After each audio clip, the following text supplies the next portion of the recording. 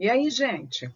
Focando nos estudos, não parando. Nossa, professora, quanto tempo? Calma, relaxa, voltamos à tona, né? Afinal de contas, aí, ó, tá chegando o grande dia. Não podemos parar. Então, vamos lá.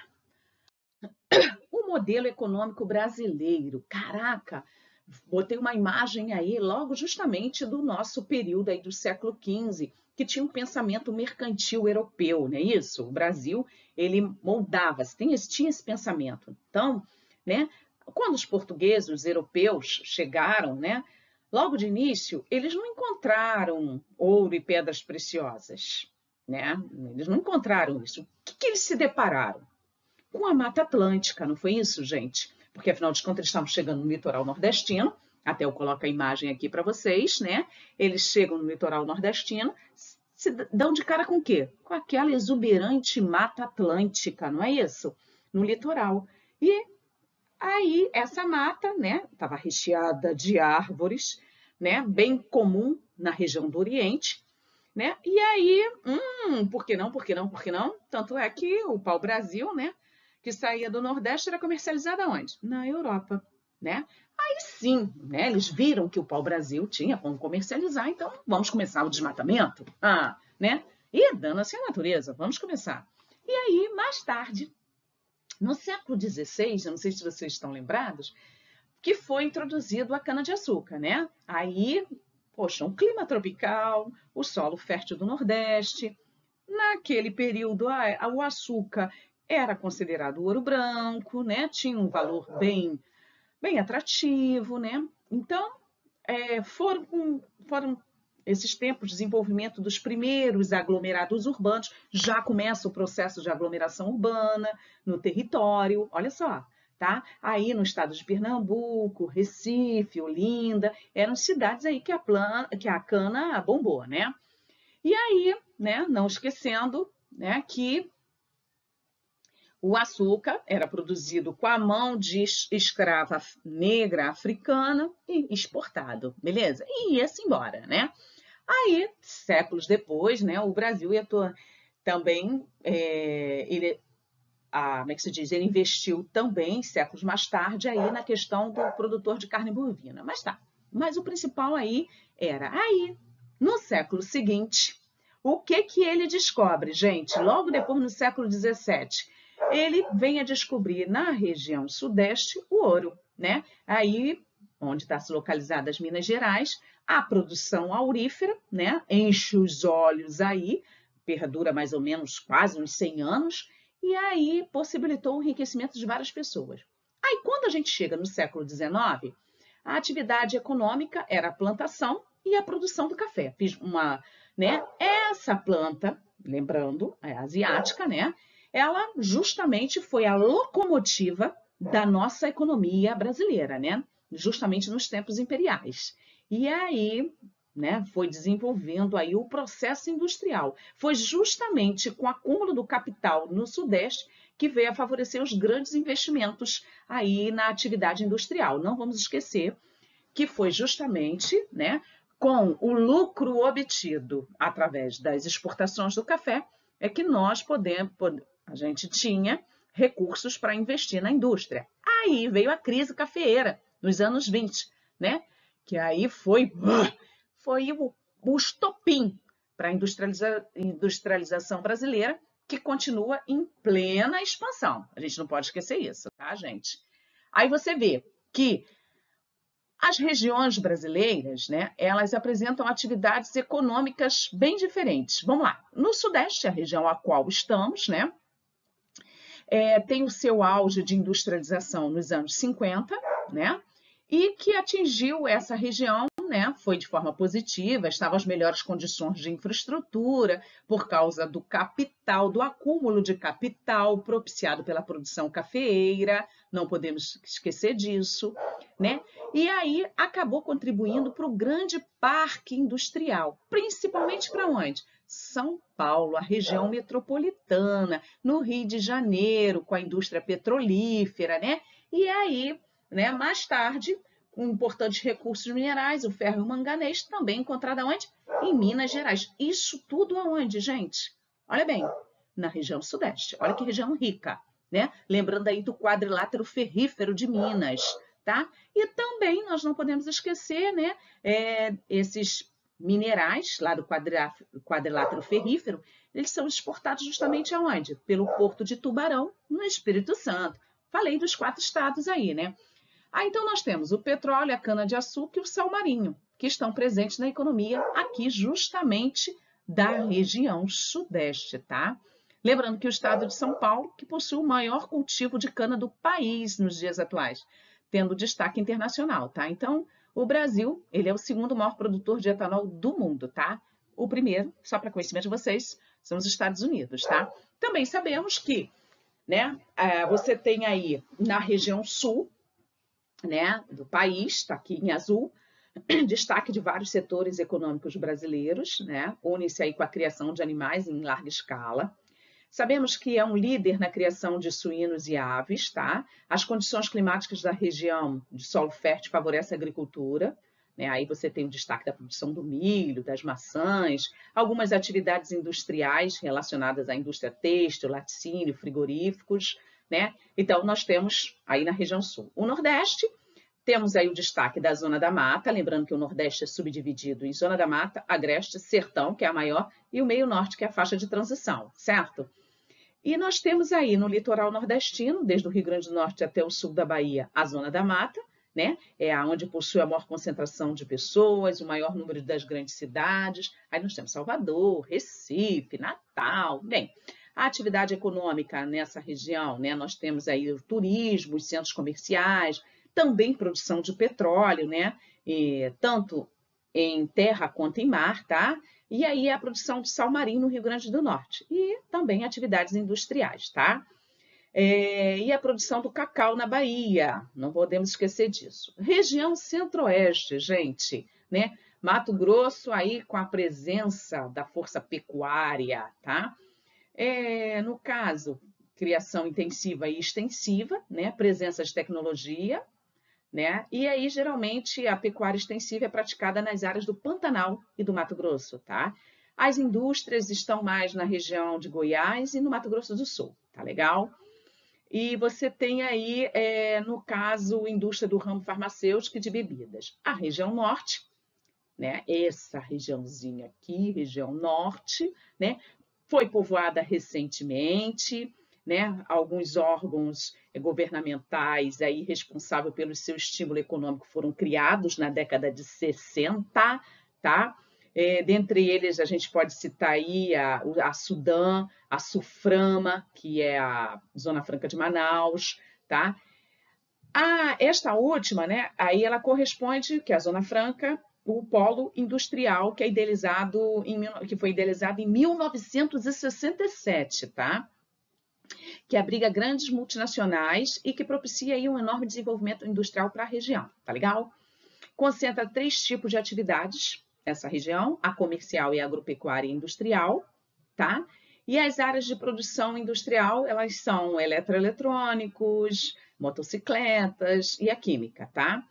Perceberam que isso acaba, cada região tem um tipo de indústria, um tipo de desenvolvimento? Então, esses fatores locacionais de indústrias, né, é que interfere diretamente, né, na questão da distribuição das indústrias dentro do território ou de diferentes territórios, tá legal? Você tem aí, podemos considerar que existe uma disputa entre os diferentes lugares para atrair as empresas, a questão dos investimentos que vem oferecer, que é a questão da infraestrutura.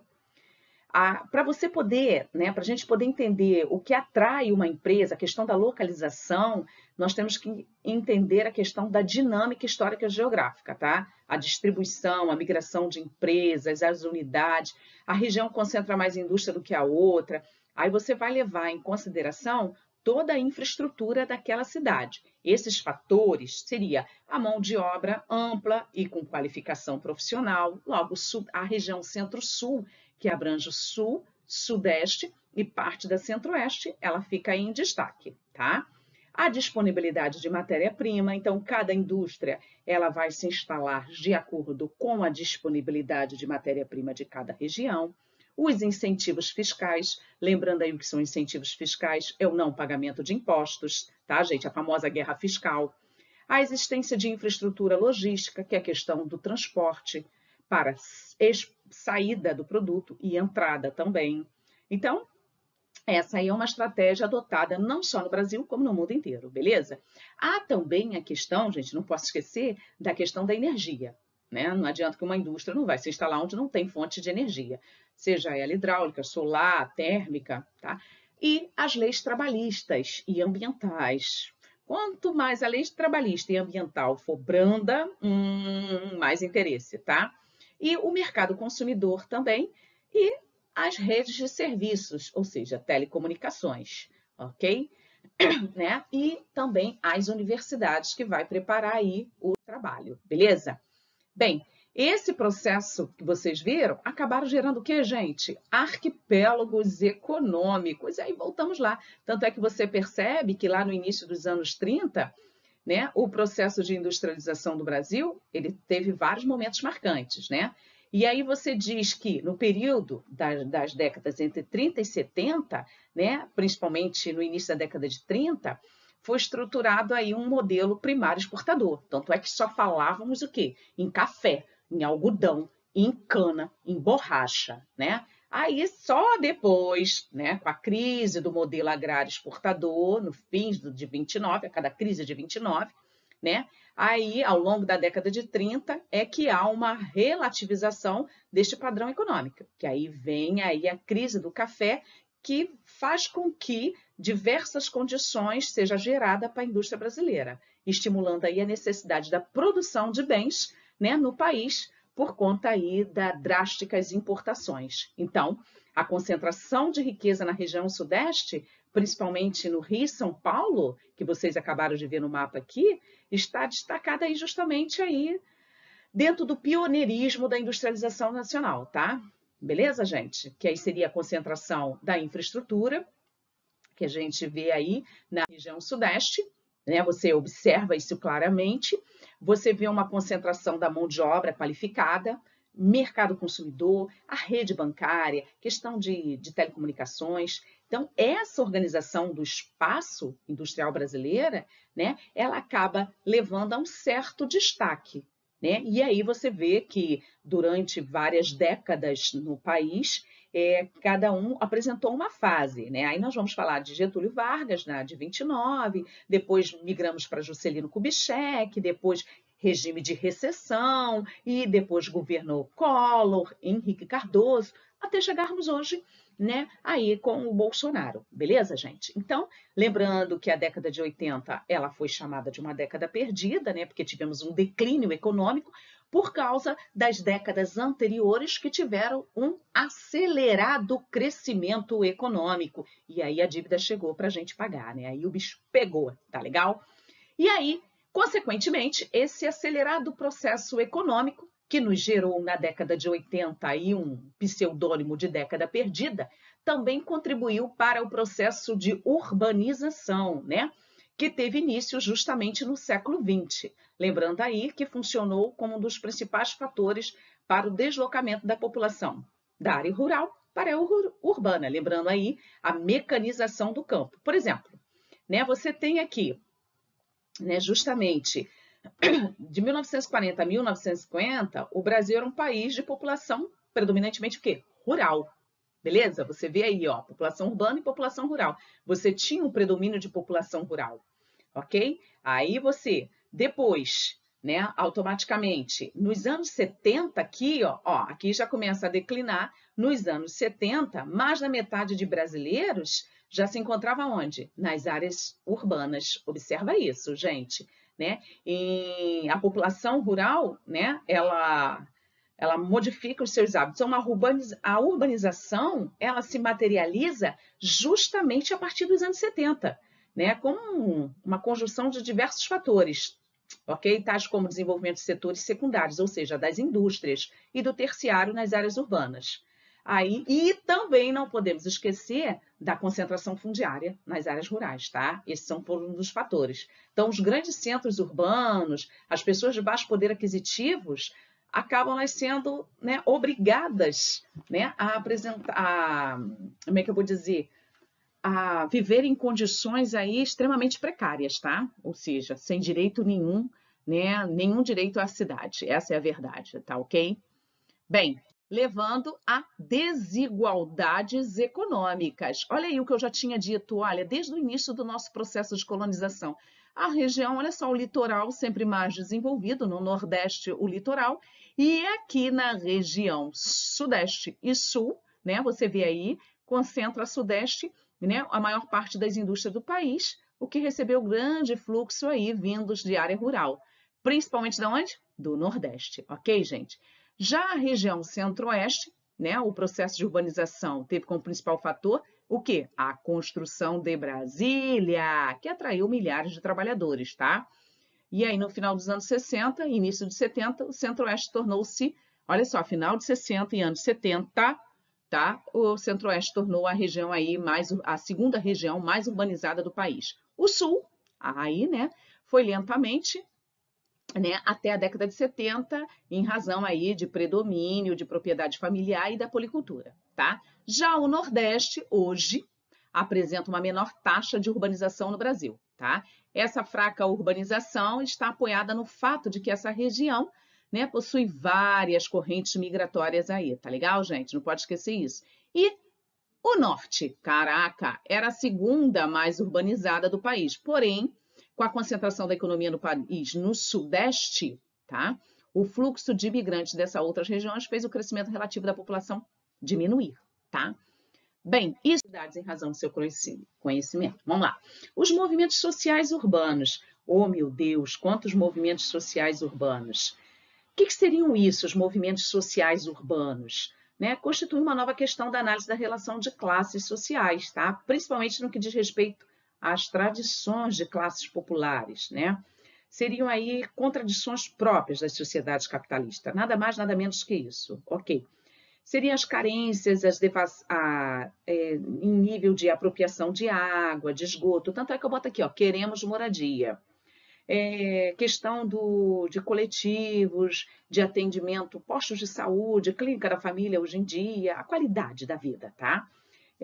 Que vem afetar aí a população. Então, esses movimentos, eles têm surgido, né, das contradições que expressam aí dentro do cotidiano da população, tá? Então, pode ser entendido hoje como um fato que venha de ser diferenciador da sociedade capitalista atual.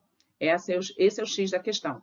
E existe uma divisão dentro desses movimentos sociais. É o conjuntural, que é aquele que surge para manifestar sobre uma causa específica, que possui um curto prazo de duração, como, por exemplo, a questão do preço da passagem. Esse aí é o conjuntural. Tá? Essas manifestações que ocorrem nas áreas urbanas é um conjuntural, movimento social conjuntural.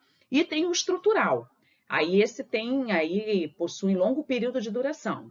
Aí é movimento das feministas, esse aí é o estrutural. Ele vai durar mais tempo. Então, dentro do processo contemporâneo, né, o conjunto de pessoas que saíram de suas casas e vão manifestar a favor de um representante, de um partido ou de um governo, né, ou que ainda não defendem nenhum partido no Brasil, isso aí já é movimento social contemporâneo. Então, temos 3 aí, tá legal, gente? Não pode esquecer isso. Então, nós temos os famosos movimentos sociais, assuntos, né? Então, vamos lá.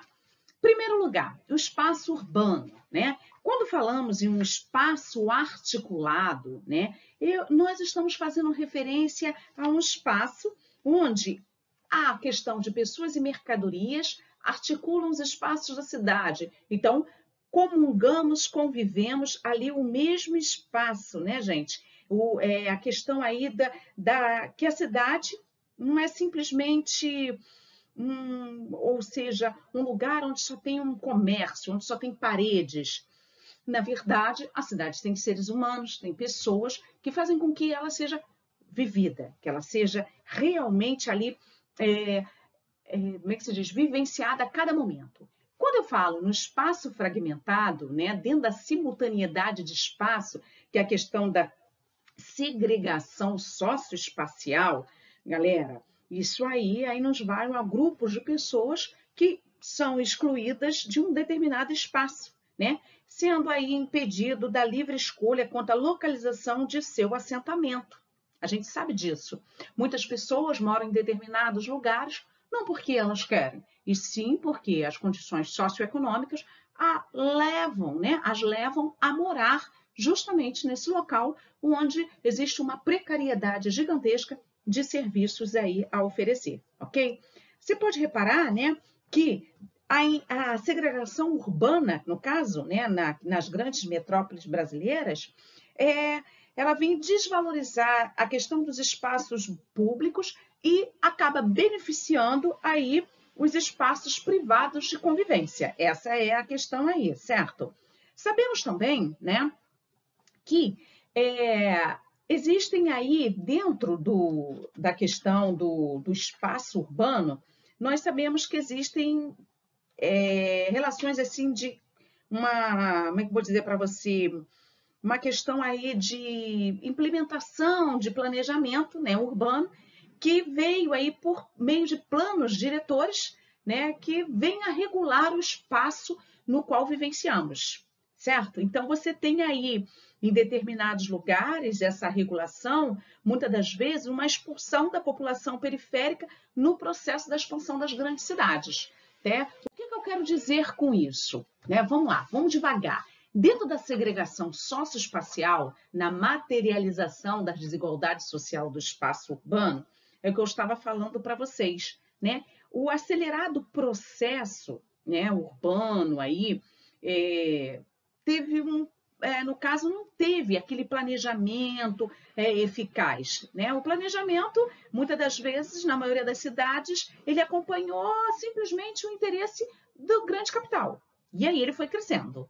Foi andando, e a cidade foi sendo construída de acordo, né, com as preferências da moradia das classes dominantes. E aí essas classes dominantes, né, são aí, dotadas de serviços de qualidade e infraestrutura extremamente moderna. Então, o que você vê aí?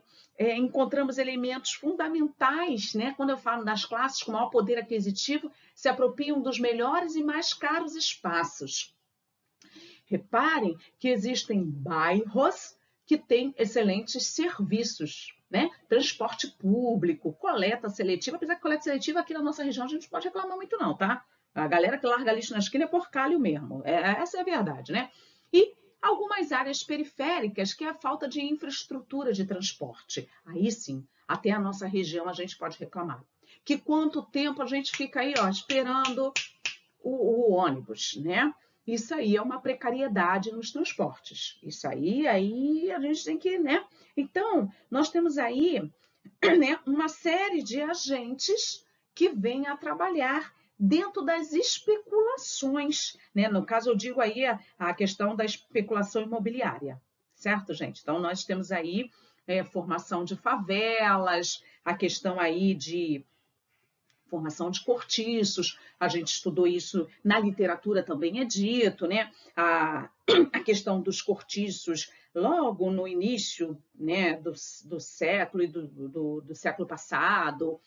Então, começa a surgir aí uma transformação, né? Quando você tem a questão aí dos cortiços, das favelas, né? E os cortiços passam a ser caracterizados por abrigar a população mais pobre. Então, você tem aí, começam a ser removidos por meio aí justamente das condições sociais, né? Socioeconômicas, melhor dizendo.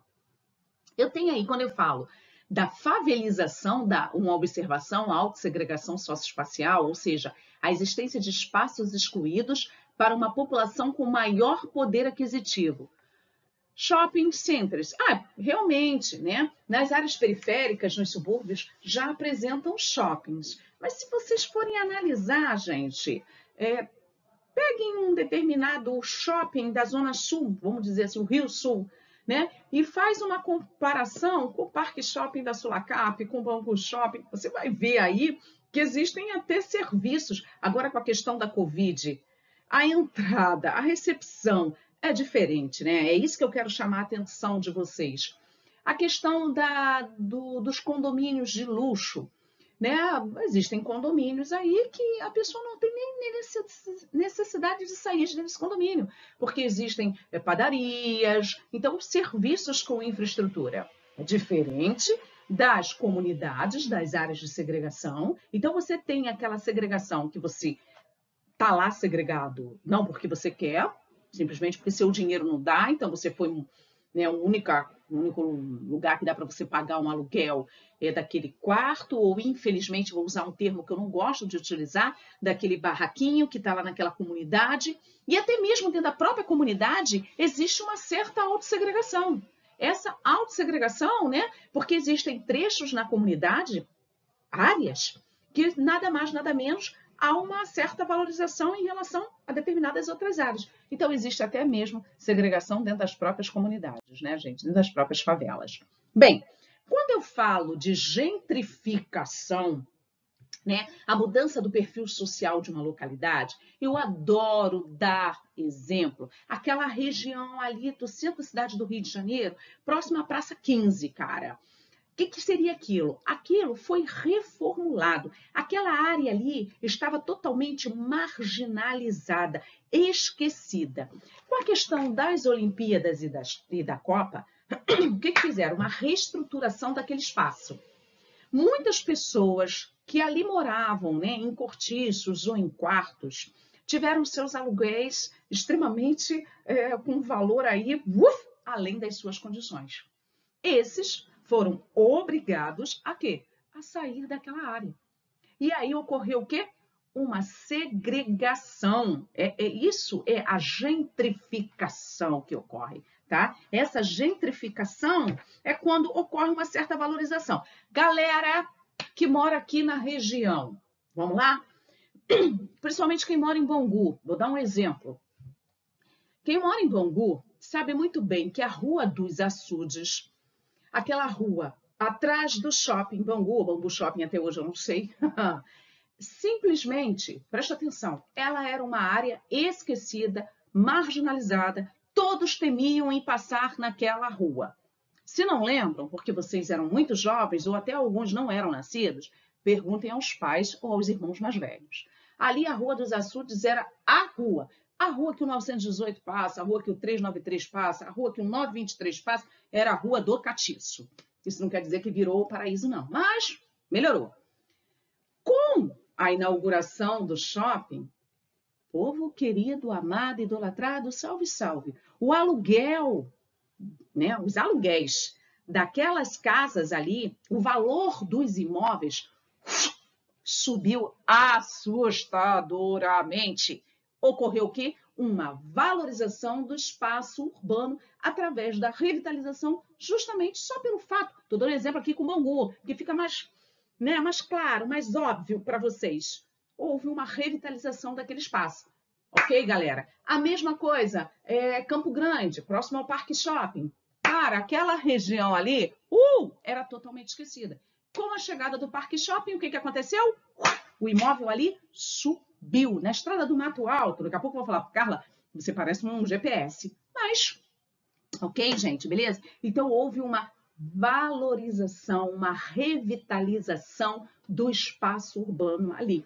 Algumas pessoas que pagavam um aluguel um pouquinho mais baixo, como houve uma revitalização, aí o proprietário da casa deu uma melhoradazinha, automaticamente aumentou o aluguel e essa pessoa foi obrigada a sair dali. Então, ela foi obrigada a procurar áreas mais distantes e com maior precariedade de serviços. Beleza, gente? Ficou claro para você?